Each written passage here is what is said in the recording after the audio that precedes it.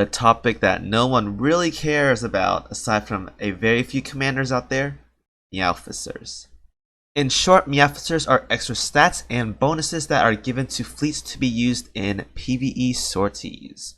These cats in general are not needed to complete the game whatsoever, but are an extra bonus for players that are wanting to exceed a ship's maximum stat values for whatever reason they desire. People generally think cats are not important, and that is fine, but don't downplay how big of a difference 2 very well invested cats is versus a player that is not investing into cats. There is a great difference between them, as you guys can see in this following clip shown in the example. This topic is going to be fairly long, since this is a topic that I can talk for hours, and I mean hours upon, and I'm very knowledgeable and confident in my abilities to talk about cats as well. So I'll try to keep things brief for you guys and as short as possible, but still try to provide as much detail and information to you guys as possible, so enjoy.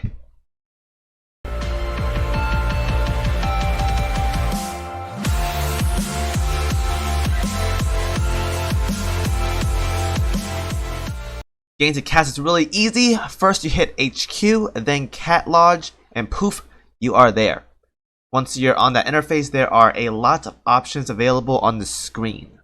The first one is buy. Buying cats is how you obtain most of your cats. The first one is free for the day, and then you're capped at 14 a day afterwards for a total of 15 cats per day for the cost of 21,000 coins, and the rates are as follows. And training is second, where you go to open cat boxes once you buy them. Think of it as sort of like quote-unquote building for the cats, whereas the gacha, you build them and then you have to wait. Similar to the cat box system, you buy the cat, then you train them, and now you have to wait. You can't do it right away. You're going to have to wait the set duration, and each cat, depending on what kind you get, has a specific duration. The only difference is that once you buy them, you're not obligated to train them right away. You can simply just buy them, let them sit in your storage, and you can train them whenever you like. And the third one is enhance. This option is unlocked once you obtain a cat, and this is where you'll be getting a good chunk of your cat EXP by feeding it fodder and duplicate cats if you wish to push your cat into greater heights. And lastly, talents. Talents is where you'll skill up and reset RNG talents that your cat may possess. Please note that you cannot change the base rolls of your cat that you got. They will stay like that forever unless Manju somehow decides to change how the system works, but that's probably not going to happen. If you wish for a better cat, simply override the talent you do not like with more skill points later on, or reroll for another cat. How to get started. There are many ways of obtaining cats. As I stated before, one of the main ways is simply by buying them from the cat shop option, but there are also other ways to obtain them as well. There are event shops, event milestones, and login rewards, other ways of obtaining cats. Once you get a cat, slap them into the training tab and wait until they are finished. Once they are finished, you can open them up and you'll be given one of many options of cats available in the tier box you opened. Majority of blue cats are awful and I do not recommend them whatsoever. Most purples are also bad, but the only one worth mentioning for me is Idlewice, and I probably pronounced that name incorrectly, for which I will explain later on, but as of right now, that's probably the only purple cat that's good. So in this video, I'll be discussing majority of the time about SSR cats, and the SSR cats as follows. USS Justice, USS Antenna, HMS Lime, HMS Pound, IJN Bishimaru, IJN Takimaru, KMS Steel, and KMS Oscar. The rates to get SSR cat boxes are 5%, so you won't be seeing too many of these without spending a lot of coins. But don't feel bad about using purple cats for the time being. Even though they are not needed, I will explain later on why that is. After opening the cats, you'll be given RNG talents as well. Blue cats are given 1 talent, purple cats are given 1 to 2 talents, and SSR cats are given 2 to 3 talents. When I say RNG talents, I really do mean RNG talents. All cats, regardless of faction, will have an equal chance of rolling one of many available lines, and this is where the headache part comes into play. After getting the cat, you can either let it sit in the cattery, feed it into another cat, or equip it to be used in PvE sorties. To equip them, simply go into a PvE map of choice. Note that some maps do not allow cats. PvP is a prime example of that. And on the right tab there will be an option for MEOWFFICERs. Simply tap on it and an option will pop up allowing you to equip up to 2 cats per fleet. One for command slot and one for staff slot. By equipping specific cats into their right roles, you will gain extra bonuses on top of the talents you have on those cats, which again I will explain later on. Then go into a sortie, get a clear, and you'll be given roughly 30% of the oil that used when in sortie. The values differ between different maps, and boss notes also give additional EXP on top of that. Leveling up cats. Feeding is one of the primary ways to get EXP for cats for players that truly intends to invest into them. Tapping cat boxes every day will yield roughly 3,000 to 3,500 EXP per day at the expense of 21,000 coins. Blue cat boxes give 200 EXP, purple cat boxes give 300 EXP, and SSR gives 500 EXP. The other way is through sorties, like I've stated before, but the yield is nowhere as great as simply feeding fodder cats into your desired one. However, I still recommend doing both if possible. It is also worth noting that you should always, and I mean always, use 2 cats no matter what PvE content you are doing, because you want to maximize the EXP you gain from each sortie, because every player is grinding and doing PvE, and in the process you are burning oil and EXP, which is roughly 30% of every oil spent per cat. So you're wasting EXP by not slotting in 2 cats. Always have 2 cats regardless if it's good or bad, because you don't want to waste that precious EXP. Because you can feed that cat later on for 70% of the total accumulated EXP into another cat that you may potentially want to invest in that is much later in the future. Therefore, all those accumulated EXP you've gotten over time on the trash cat can be transferred over with minor taxes.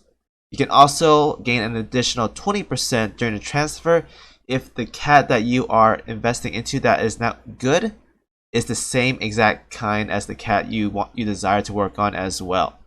And if you have a certain talent, you can transfer up to 100% with no EXP lost whatsoever.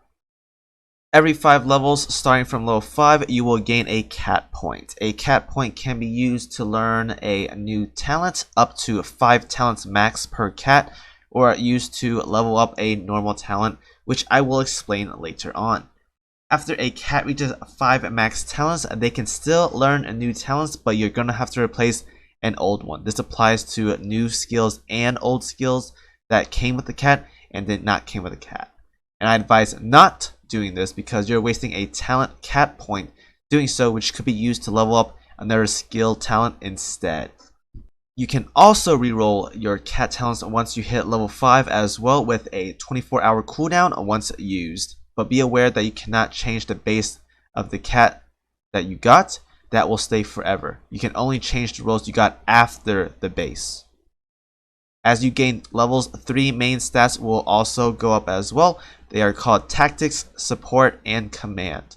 For the most part, I wouldn't worry too much about these stat values. They only apply a roll to some skills on some cats, but these values add up to probably a total of 2% or less, so don't worry too much about them. They are insignificant compared to talent rolls.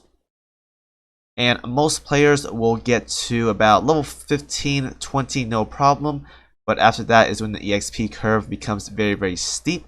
So don't be too discouraged not leveling up a level 30 cat. Just having a good cat with good talents is more than enough, and you can just slow pace the rest by grinding PvE the rest of the way there. From this point on, this video is going to be kind of rambly, and I do apologize beforehand. Because these topics are something I know quite a lot of and something I want to discuss in any kind of conversation possible. So, when it comes to talents and what talents you want to look for on your specific cats, It depends what they are and what they do. For example, Justice is a destroyer cat, so you want destroyer talents to gain maximum value from Justice. No one is going to use Justice for a cruiser vanguard, so there's no point in rolling cruiser talents for Justice. It's best to stay on the same specialization as the cat you have. So to give you guys a little TLDR on what kind of talents you want for each cat, it is as follows. USS Justice, you want destroyer talents. USS Antenna, you want BBBC talents. HMS Lime, same as above, BBBC talents. HMS Pound, again, same as above, BBBC talents. IJN Bishimaru, CV talents. IJN Takimaru, cruiser talents. KMS Steel, submarine talents. And KMS Oscar, BB and BC talents. The reason as to why you want to stack talents same as the cat and what they specialize in is because of the fleet variations. For example, let's say you want to run a 2BB, 1CV, 2CA, 1CL fleet. You'd want to use a cat like KMS Oscar and IJN Takumaru. However, if I want to change my backline to say 3CV, 2CA, and 1CL, that means I'm not gaining maximum value out of Bishimaru for all three carriers. That means I will have to trade out KMS Oscar for IJN Bishimaru, so if Bishimaru doesn't have CV talents, then I'm not gaining maximum value out of Bishimaru for all three carriers. Same applies to a previous fleet with 2 BB and 1 CV. Oscar can have 3 to 4 BB and BC talents and 1 CV talents, sure, but you are not gaining anything from that CV talent if you are running, say, 3 BB, then it becomes a dead line in that fleet. Each fleet combination you'd want to run a specific cat, so having a wide selection is advised. But most importantly, like I said before, you want talents that matches what the cat specializes in. Here is a list of personal tier list of the talents I specifically want on each of the cat from my own personal experiences. Take everything with a grain of salt. I know there are many tier lists out there for cats, so go ahead and believe what you want, but I am confident as someone who has been investing into cats since the beginning of when they were released. I have a lot of experience with them, and you guys watch my videos. You guys know how much I invest in the cats, so look at that tier list. Let me guys know what you think. Explaining skills. Aside from just talents, skills are another means of gaining additional performance boost from each cat. Each cat contains 3 unique skills that are obtained through enhancing it with a duplicate cat of the same kind. Starts off at level 1, and then a duplicate will make it level 2, and 3 duplicates adding onwards will make it level 3, for a total of 4 duplicate cats needed total.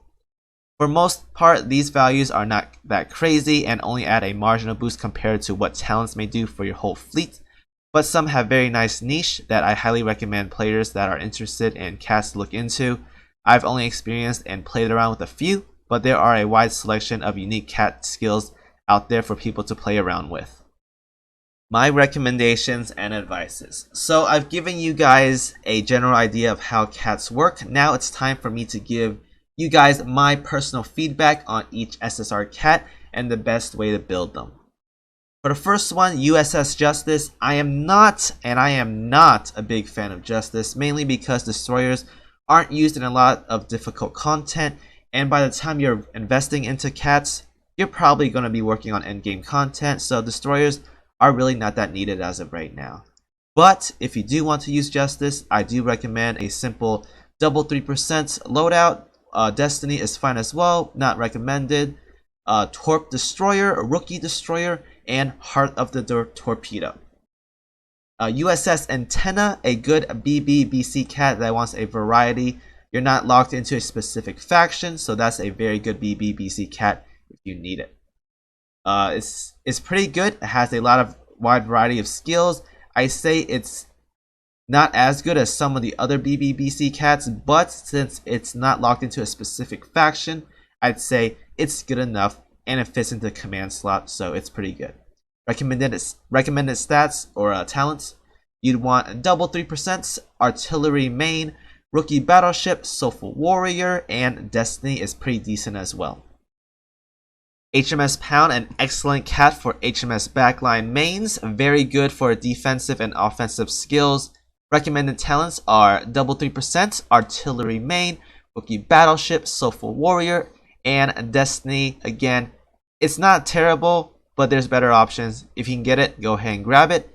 And if you want to lock yourself into HMS main fleets, since it's an HMS cat, the HMS Rookie Officer Royal is also very good as well.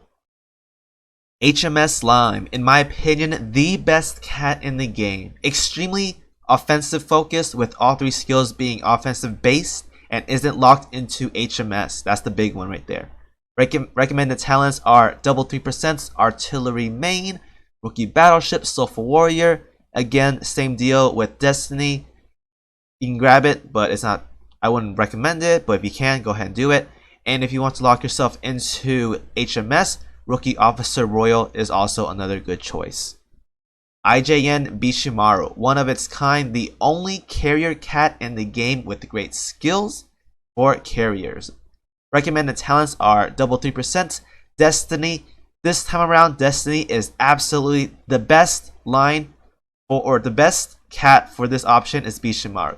Destiny is the best one for it because it's the only cat that can take advantage of all 3 stat lines in a proper fleet because it's a carrier cat. Aviation Carrier, Rookie Carrier, and Ace Pilot. IJN Takimaru, the only cruiser cat in the game with good skills as well. Recommended talents are double 3%, Destiny is okay, Artillery Cruiser, Torpedo Cruiser if you're running torpedo boats, Rookie Cruiser, and Tireless Warrior. KMS Steel, the only submarine cat in the game and decent for PvE. +1 hunting range makes it a very good cat for submarine attacks and works really good with Idlewise as well because Idlewise also shares another +1 hunting range, which is very good. Recommended talents are double 3%, same dealio with Destiny, same with Destiny, optional but not mandatory. Torpedo submarines, Rookie submarine, Alpha Wolf, and if you're using the Wolfpack KMS submarine fleet, Rookie Iron Blood as well works perfectly fine. KMS Oscar, extremely good BBBC cat that fits into all factions. Amazing with PvE because, like submarines, it has a preemptive strike doing % HP before sorties. Recommended talents are the same as others, double 3%, Destiny, Artillery main, Rookie Battleship, and Soulful Warrior. So with these recommended talents, I will now explain to you guys why I picked these as my favorites. The biggest value from talents that are worth mention are damage ones. Torpedoes, firepower, and aviation all contain huge values on these cats. Compare them with evasion, accuracy, HP, and reload. They're all nice, but the values are not as crazy or impactful as compared to the offensive stats. You're better off stacking offensive values because they will add to an overall better performance if you roll a lot of quote-unquote perfect lines on that said cat. I only recommend investing into a cat that has at least 3 perfect normal lines or 1 unique, 1 normal, and 1 trash lines because these talents are going to stick with that cat forever. You cannot change this whatsoever. So it's best to pick a cat that's absolutely astonishing to invest into because you're going to waste a lot of time and a lot of coins leveling them up if you choose to aim for level 30. A unique talent is a talent that cannot be leveled up. It's the fixed one-time only talent that has a flat value and will never change. These are good lines depending on what unique lines you get and on which cat because you can save cat points later on that can be used to level up normal talents. A normal talent is a talent that can be leveled up, usually starts at level 1, sometimes at level 2, but it caps at level 3 for maximum gain. At level 3, the stats rival some of the unique lines, if not better. However, it is an investment of 2 cat points in that pool of 6 by the time you get that cat to level 30. The ideal cat wants 2 normal lines and 3 unique lines, enough to fit all 5 talent slots and at all max levels as well. Do not invest into an SSR cat with 2 talents. Even if that cat has 2 perfect talents, a cat with 2 talents means more RNG, when you're re-rolling the cat because it will reset back down to 2 talents rather than a cat with 3 base talents. Statistically speaking, you will save more coins resetting this way.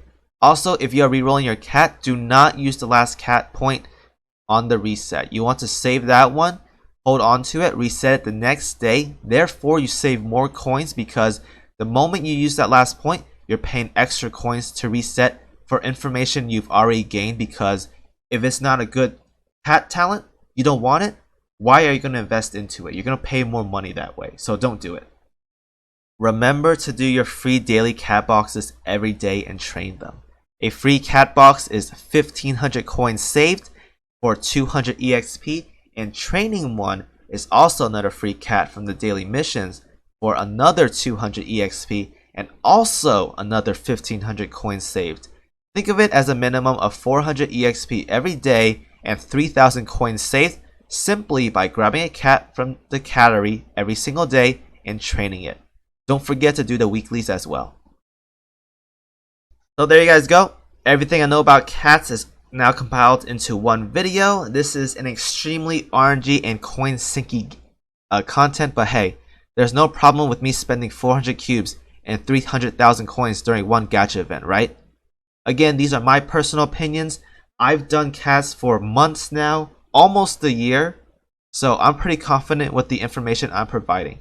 Yes, most of this information is on the wiki, and yes, there are guides out there that has similar information as the one I've provided for you, but hey, it's my information that I've learned from me personally, and also I gave you more in-depth explanation as to why some talents are good, why some talents are bad, why this cat is good, why this cat is not preferred, and so forth. So anyways, if you guys have any questions or concerns, feel free to leave a comment and I will respond to them whenever I can. Hopefully you guys enjoyed the video. I'll see you guys in the next one. And I don't have nothing else to say, so goodbye and see you later.